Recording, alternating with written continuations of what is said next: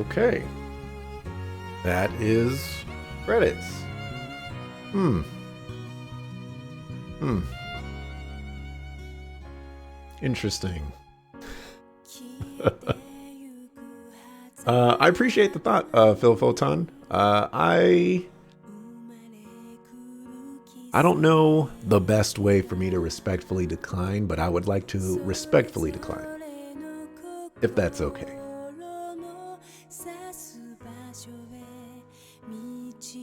I appreciate you coming to me for it, though.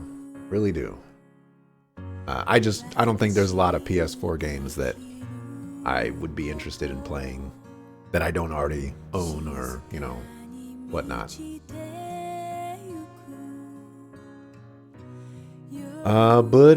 Yeah, that's Shadow Hearts Covenant Conquered. And I kind of wish I had maybe like another day or something like this, because there was a lot of thoughts that I wanted to write down that needed a lot of fleshing out and a lot of maybe examples or something like that. Because my overall thoughts on this game is that I really like the gameplay and like the mechanics and things like that. And I really, really, really, really don't like anything related to like the story or the characters or everything outside of the mechanics and the gameplay, I guess. It just doesn't make as much sense as I want it to be, and it feels kind of random, and it, like, even this ending right here is kind of random to me. I'm just not really a fan of the storytelling and those aspects of it. But gameplay is at the top of the list for me in terms of what do I need a game to have in order for me to enjoy playing it. And I think this game definitely delivers in that department. There's so many neat aspects to it, and there's so many great improvements from the previous Shadow Hearts game added on to this one. They just add a lot of diversity and a lot of options that you can do for the gameplay. So I thought that was really cool. Let's see, some stuff that I wrote down for overall thoughts. After 9 hours, I can tell I'm not going to enjoy this game as much as the first Shadow Hearts. I enjoyed the creepy tone of the first game started off with, and Covenant completely discards that to be a standard run-of-the-mill JRPG. The improvements to the combat are great, but the spark that made me enjoy the first game is not here. It doesn't seem to be tackling the same themes. The enemy design is still creepy, but it feels out of place with the tone shift. We aren't dealing with demons eating people. We're rescuing some kidnapped children from an evil mayor. So yeah, we're not doing the same things in the previous game. And it doesn't seem to match at all. And I do recognize that the first Shadow Hearts, it started off creepy, and then it basically had the same tone as this game does right now in like the second half. But the creepiness is what I gravitated the most to Shadow Hearts. It's one of the things that made the game the most unique for me. And it is disappointing that I don't get to revisit that particular aspect of the game anymore, because it was my favorite part. I've never played a game quite like the first half of Shadow Hearts 1, and that was a cool experience to have. But once you get onto the second half of Shadow Hearts 1, and once you get onto basically the entire game of this, it's just kind of a goofy adventure that tries to put in serious tones. Hey, Digital Hearts tries to put in serious tones, and it doesn't really. It just doesn't match. This to me is not a goofy game, and so when you have this goofy these goofy characters doing these goofy things on a serious story with like horror monsters and things like that. It just doesn't connect as well. There's no cohesion there. And I think that's what really is lacking in this game. And I think a pretty good word for it is, the game doesn't have any cohesion to me. It has a bunch of elements that are in the game and they don't connect to each other in any way that I would have liked. I figured out why the game is the way it is and why my thoughts came out to be this way. And it's because Shadow Hearts 1 was rated M for mature and Shadow Hearts Covenant was rated T for teen. And I think that is probably the biggest thing on how I got here and why this happened.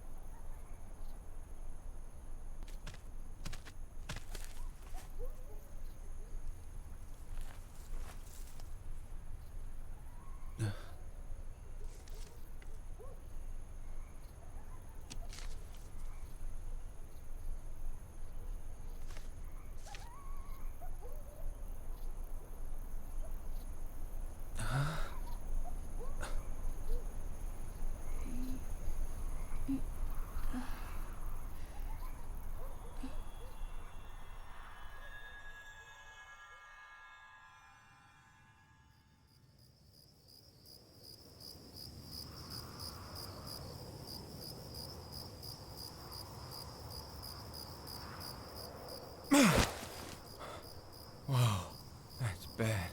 I almost overslept. Oh, old coat.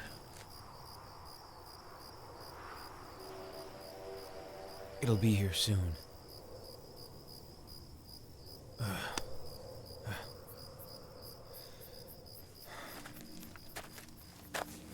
It's the world you secretly prayed for. The place your heart returns to. The time when you were the happiest. You can start your life over again.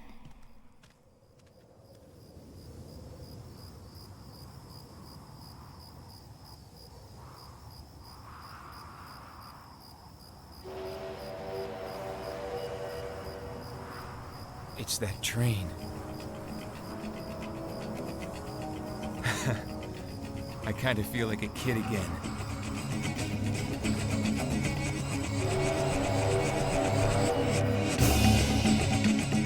Not long until Yuri meets that woman of his, or the woman of his destiny. Not long now, or something like that. The end. Interesting. Very, very interesting. Oh, controller turned off.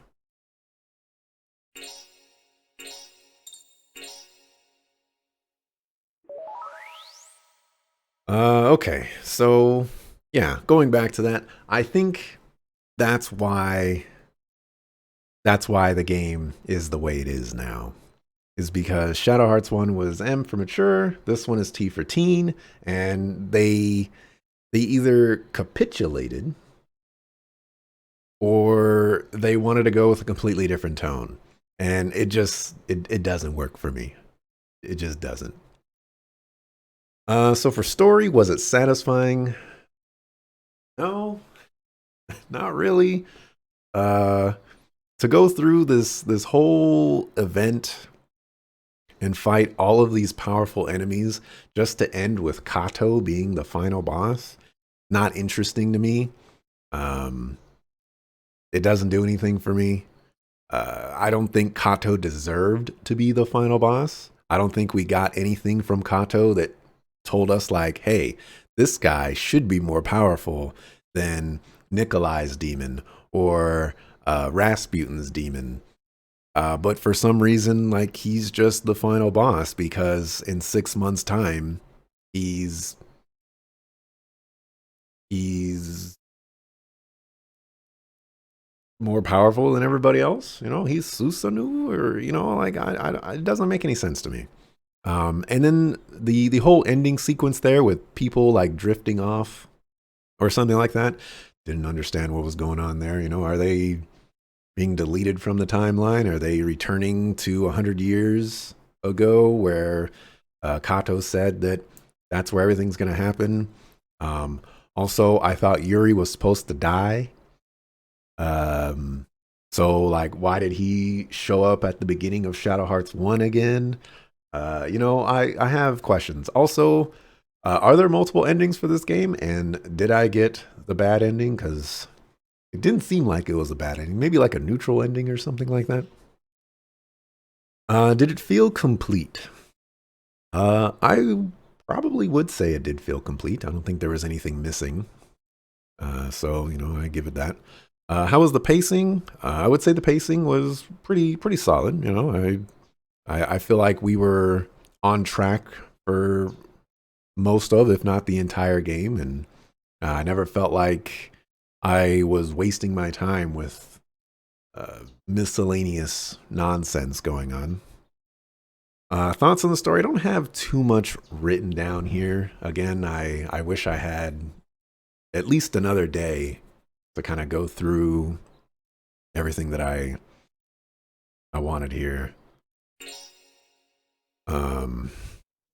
But let me get some music rolling here. But eat.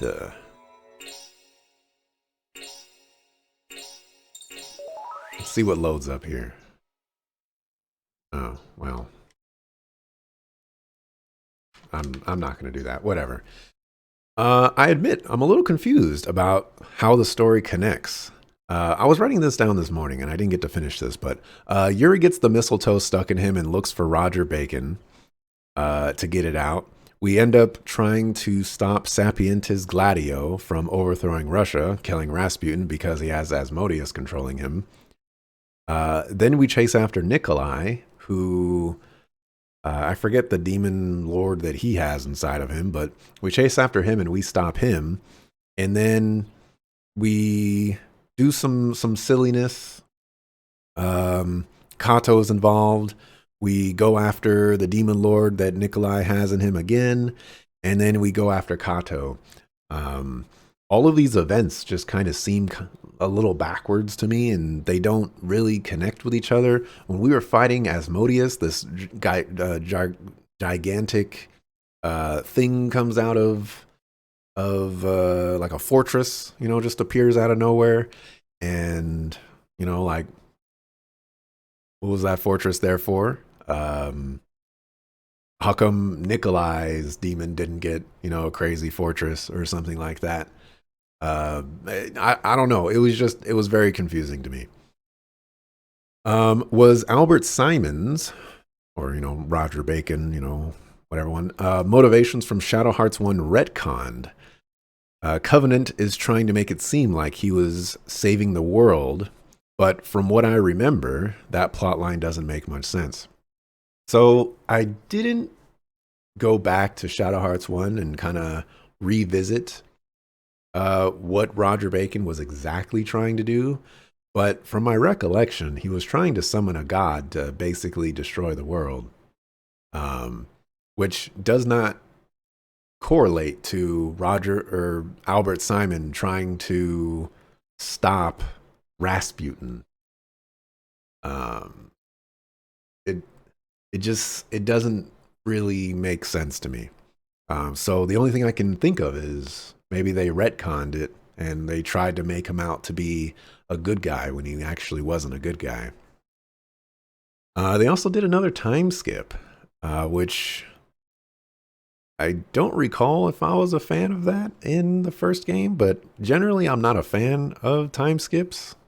No, I wasn't a fan of it in the first game because it was when things like really got serious and they just decided to skip the whole rebuilding and having things get back to normal aspect, which in my opinion is a very interesting area to be.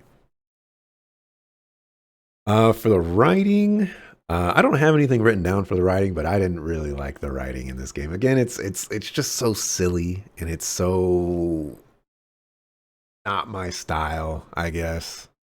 I just didn't have a good time with it. The characters never really had anything interesting to say. They did that typical anime thing where it's like, "Oh, we need to go to the mausoleum." And they respond, "The mausoleum?" It's like, "Yeah, man, that's what I just said." Like, come on. Um it didn't feel intelligent to me. None of the characters felt like they spoke their age or they spoke their personality. They just kind of talked and just bleh. Um, and then characters wise, Yuri, this difference 6 months after the events of Shadow Hearts 1, this was very off putting for me. Extremely off putting for me. Uh, Yuri was a very different character from my recollection in Shadow Hearts 1. And in this game, he just he like, I don't want to say he does a 180, but he does like a 45 degree or something like that. Um, or maybe they just take his goofiness and they they make that the focal point of his character or something like that. It's very very different, I guess.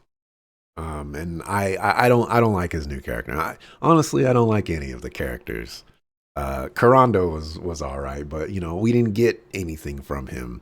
Maybe there's some side quests where I get to learn more about Karando or something. I don't know. Um, for gameplay mechanics and design, what gameplay elements stand out?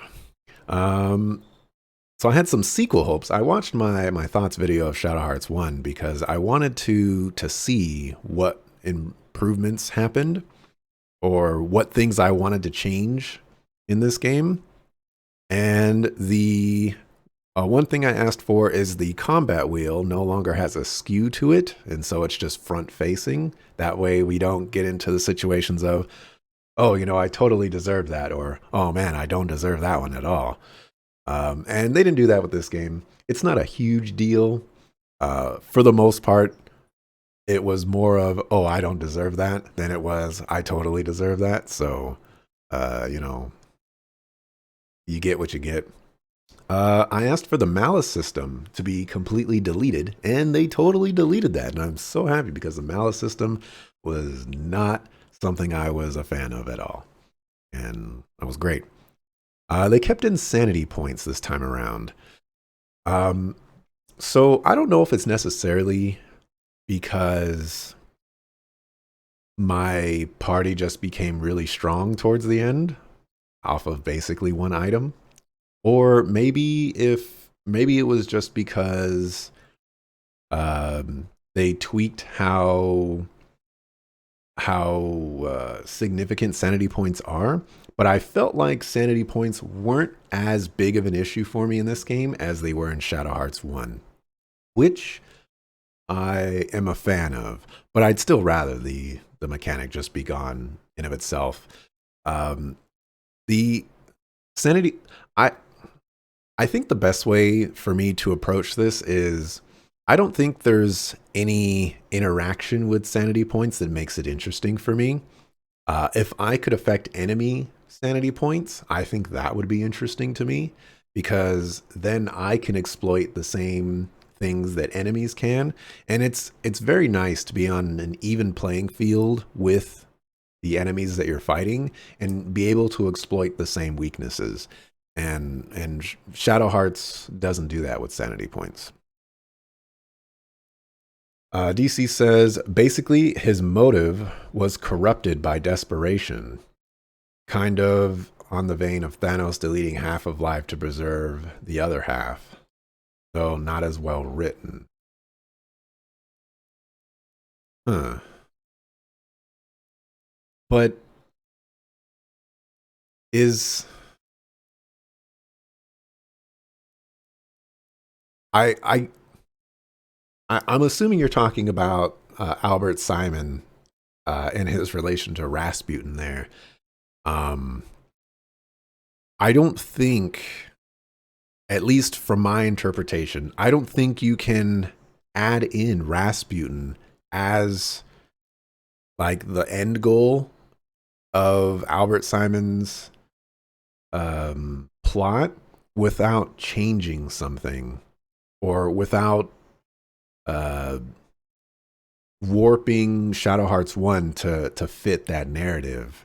And honestly, I don't even think they needed to do that either because Albert Simon's plotline doesn't matter at all in this game.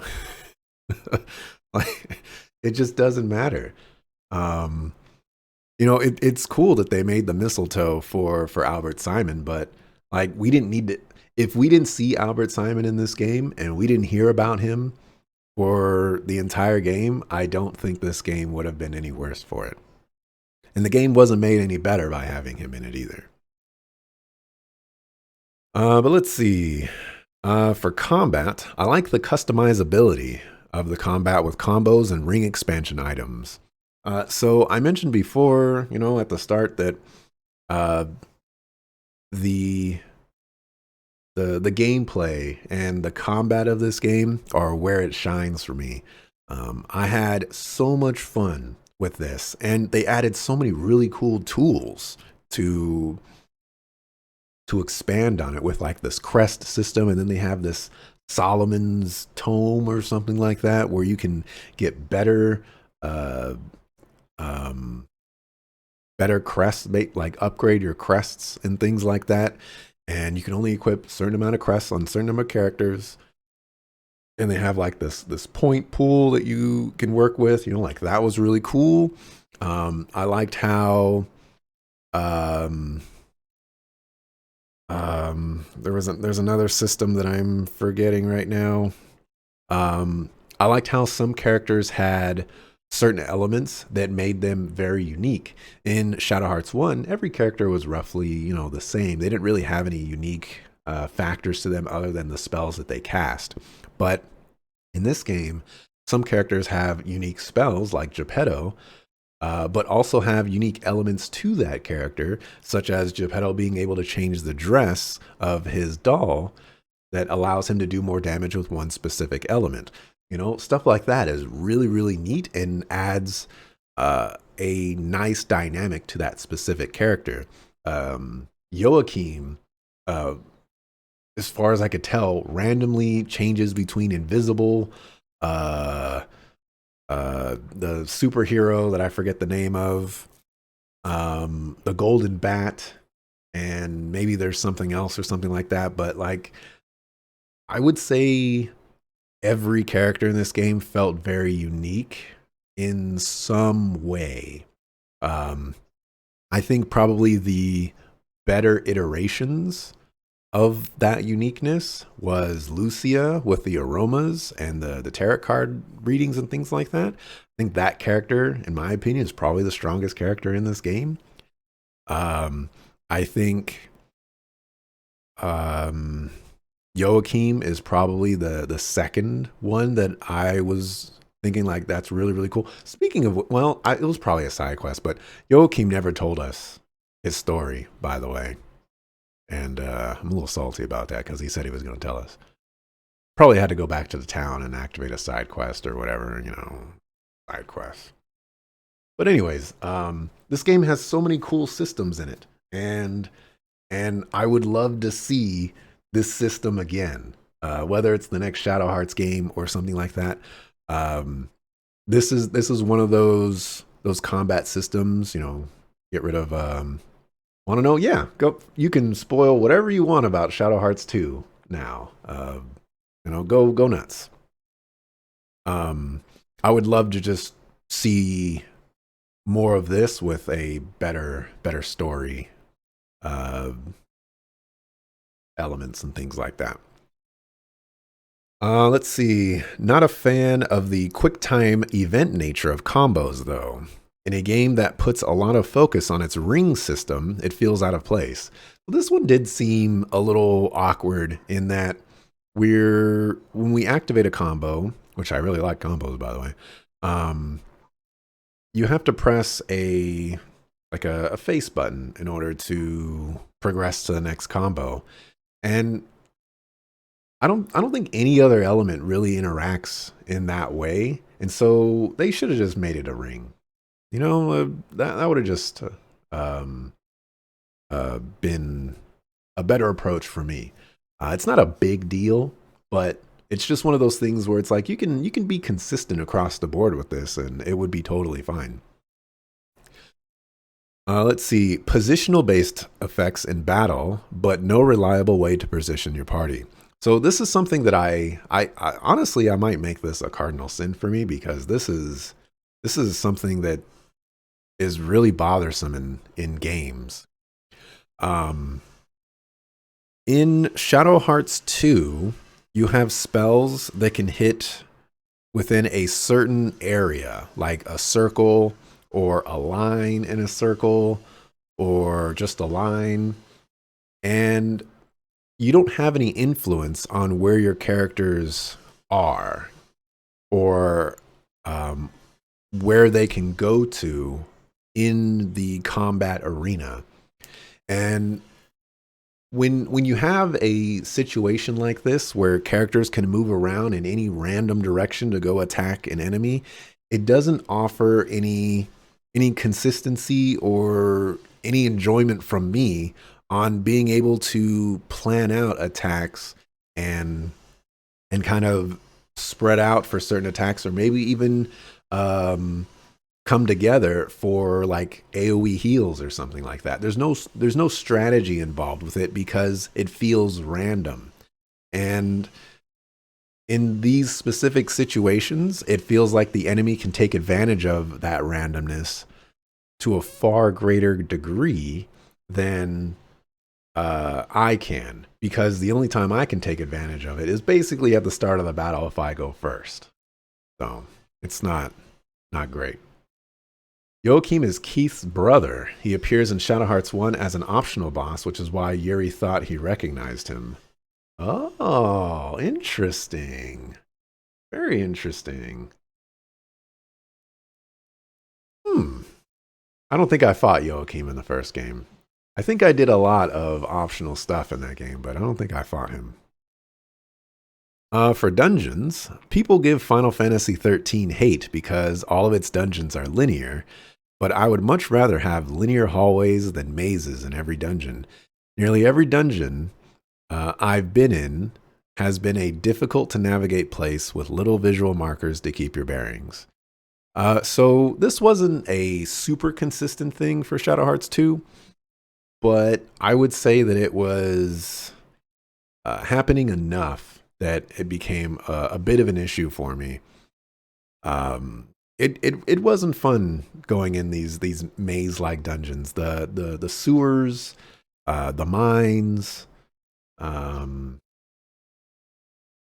mean, there was a lot of mines. So, but I would much rather just have linear hallways, and just a standard dungeon than getting lost or trying to remember the layout of a dungeon so that I can work my way back to the beginning, or open up paths that open up other looping areas. It's not for me. And yeah. Cardinal sins. Backup party members earn less experience. 50%, in fact. This one wasn't actually as significant for my playthrough personally, just because I kept the same party for basically the entire game until I swapped Corando in, and then I just kept that party in.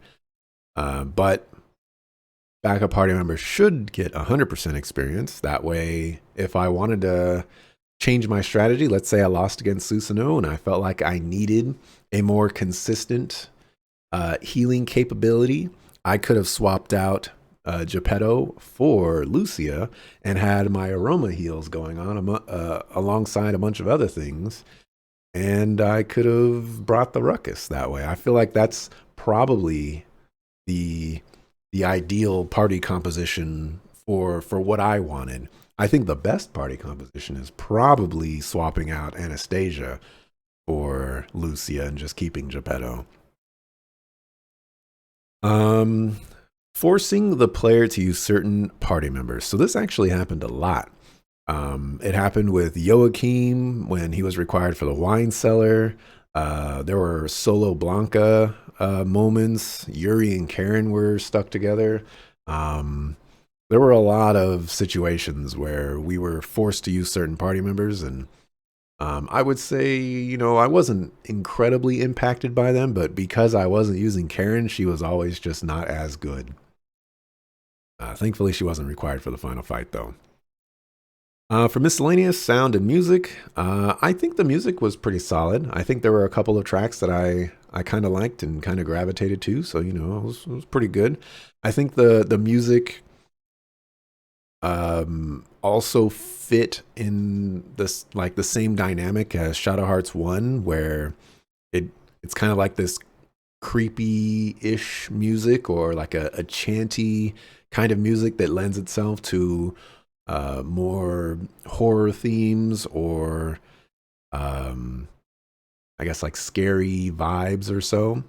But I don't think it necessarily matches the goofiness of the game. The voice acting, um, the voice acting's okay, I guess. Like the lower end of okay. It's not the worst voice acting I've ever heard, but it certainly could be improved upon by quite a bit. There was also a significant amount of circumstances where the subtitles did not match the voice acting, and that's kind of obnoxious. I don't know what was happening there. For graphics, I thought the graphics were fine. There were some interesting things going on where certain characters like Roger Bacon had two separate models, and I wonder why they opted to go with that particular strategy. I think Yuri might have had two separate models as well. One for a more distant shot, and then one where he has like a tiny bit more detail, but like his necklace has a ton more detail.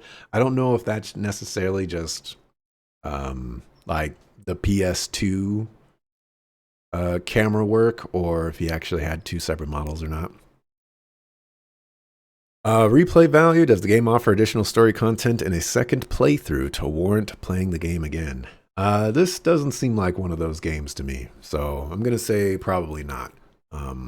If I were to replay this game, it would be to try it out with different characters, or maybe go do some side content and stuff like that. But nothing of that nature.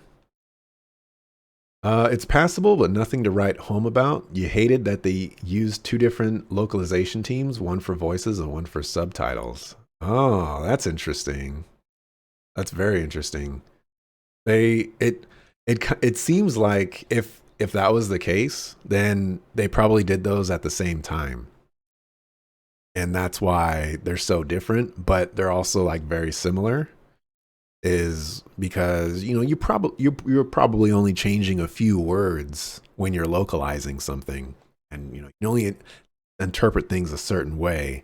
So in some instances you're saying like, hey, let's go to the park, and the other instances you're saying like, maybe we should go to the park, stuff like that. So that makes a little sense. If the developer is watching, um I I'm in an awkward spot, because it's so strange for me to play a game and say the gameplay was like incredible. Like I love the gameplay. It's so awesome. I want to experience this gameplay in so many other games. It's fresh. It gives me a lot of options, and I like it. And then on the flip side of that, to say, man, I didn't like the story at all. The writing was not what I would have liked to see. The characters are just not something that I would want to gravitate to. The locations just didn't seem to offer any significance. The There's just so much that I felt could have been improved upon for all of the story elements, that it it leaves this game in a very weird spot for me. Um, for a sequel to Shadow Hearts Covenant, I would want to see the same combat basically. Again, I would prefer sanity points going away. But I would want to see the same combat, the same customizability of the combat. I feel like if there are any improvements to be made to these systems, I would welcome them, but I would also be fine with it staying the same. Um, and other than that, since that is the bigger picture for me, is if a game is fun to play, then I'll ride it out until the end. But if we were going to have a sequel and we were going to discuss what story I would gravitate to most, it's a dark and creepy story like the first half of Shadow Hearts 1. That's what made me enjoy Shadow Hearts 1. And that's what I want to see in all the later iterations of it.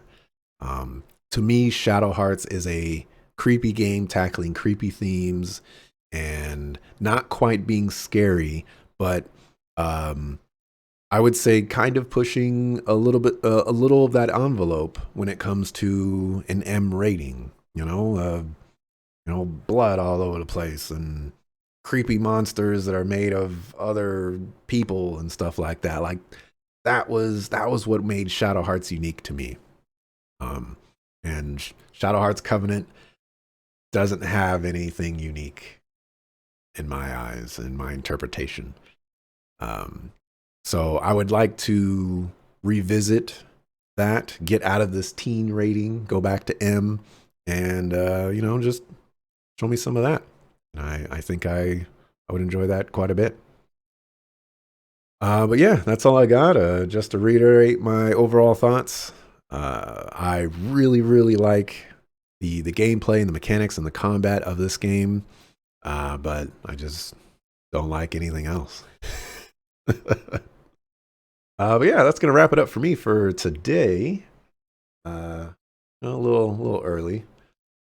But yeah, that's my thoughts. Yeah.